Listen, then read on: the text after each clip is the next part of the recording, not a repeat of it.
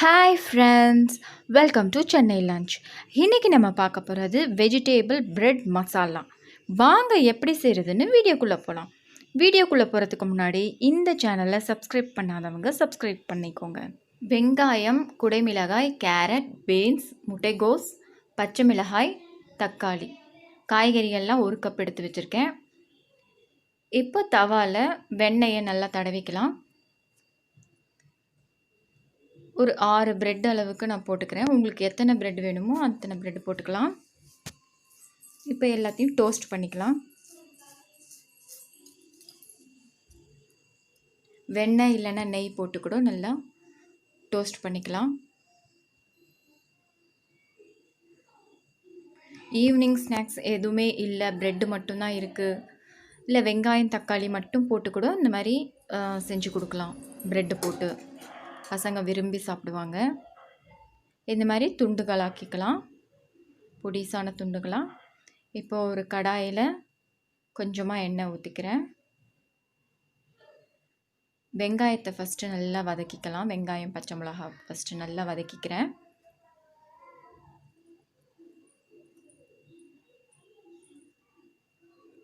இந்த மாதிரி காய்கறிகளோடு சேர்த்து பசங்களுக்கு செஞ்சு கொடுத்தா, ப்ரெட்டோடு சேர்த்து சாப்பிட்டா அவங்க விரும்பி சாப்பிடுவாங்க. இந்த மாதிரி செஞ்சு கொடுங்க பசங்களுக்கு. காய்கறிகள் மட்டும் செஞ்சு நம்ம பொரியல்லாம் செஞ்சு கொடுத்தா சாப்பிட மாட்டாங்க. இப்போ இந்த மாதிரி டைப்பில் செஞ்சு கொடுத்தா சாப்பிடுவாங்க. இப்போது இஞ்சி பூண்டு விழுது போட்டுக்கலாம். நல்ல வாசனை, பச்சை வாசனை போகிற அளவுக்கு நல்லா ஃப்ரை பண்ணிக்கலாம். இப்போ முட்டைகோஸ் ஒரு கப் போட்டுக்கலாம், ஒரு கைப்பிடி. பீன்ஸ், கேரட், குடைமிளகாய் எல்லாத்தையும் போட்டு நல்லா வதக்கிக்கலாம். பொடிசாக அரிஞ்சிருக்கிறதுனால சீக்கிரமாகவே வெந்துடும் நமக்கு.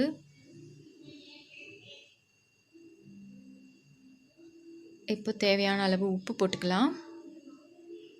உப்பு போட்டு கொஞ்சமாக ஒரு தக்காளி தான் போட்டிருக்கேன், போட்டு நல்லா வேகிற அளவுக்கு விட்டுடலாம். நல்லா மிக்ஸ் பண்ணிவிட்டு, காய்கறிகள்லாம் வேண்டாம், வெறும் உருளைக்கிழங்கு மட்டும் போட்டுக்கலாம், இல்லைனா வேக வச்சு மசிச்சு உருளைக்கிழங்கு கூட போட்டுக்கலாம். இப்போ மஞ்சத்தூள், மிளகாய்த்தூள் காரத்துக்கு ஏற்ற மாதிரி போட்டுக்கோங்க, 1.5 டீஸ்பூன் போட்டிருக்கேன். கரம் மசாலா 1 டீஸ்பூன், கொஞ்சமாக கருவேப்பிலை போட்டு நல்லா மிக்ஸ் பண்ணிக்கலாம். இதில் நான் சோயா சாஸ் ஊற்றிக்கிறேன். 2 டீஸ்பூன் அளவுக்கு சோயா சாஸ் ஊற்றிக்கலாம். இது ஊற்றுனீங்கன்னா இன்னும் புளிப்பு தன்மையோடு நல்லா டேஸ்டியாக இருக்குது. டொமேட்டோ சாஸ் ஒரு 2 டீஸ்பூன் அளவுக்கு போட்டுக்கலாம். இப்போ உடனே நம்ம டோஸ்ட் பண்ண பிரெட்டு துண்டுகளில் நம்ம போட்டு நல்லா கிளறிக்கலாம். செய்யும் போதே நமக்கு டேஸ்டியாக சாப்பிடணும் போல் இருக்குது.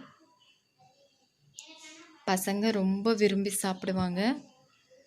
ஈவினிங் ஸ்நாக்ஸ் எதுவுமே இல்லை அப்படின்னு சொல்லிட்டா உடனே இதை டக்குன்னு செஞ்சிடலாம். நீங்களும் வீட்டில் ட்ரை பண்ணி பார்த்துட்டு எனக்கு கமெண்ட் சொல்லுங்கள். இந்த வீடியோ உங்களுக்கு பிடிச்சிருந்தால் லைக் பண்ணுங்கள், ஷேர் பண்ணுங்கள், சப்ஸ்கிரைப் பண்ணுங்கள். மறக்காமல் பெல் பட்டனை கிளிக் பண்ணுங்கள். அப்போ தான் நான் போடுற எல்லா வீடியோஸும் உங்களுக்கு நோட்டிஃபிகேஷன் ஆகும். தேங்க்யூ ஃபார் வாட்சிங்.